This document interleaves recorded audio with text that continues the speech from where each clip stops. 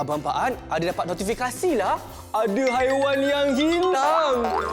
Alamak, macam mana ni? Adik-adik, boleh tolong Abang Pak An tak cari haiwan yang hilang? Okey, jom. Adik-adik rasa ini haiwan apa ya? Badannya kecil dan rendah. Cuba adik-adik teka. Betul, ini ialah itik. Itik suka main air dan suka berenang. Mungkin dia sedang menuju ke tasik.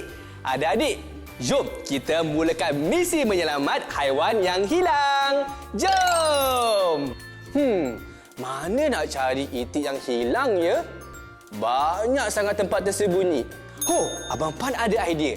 Jom kita gunakan binocular ajaib. Adik-adik buat macam ni.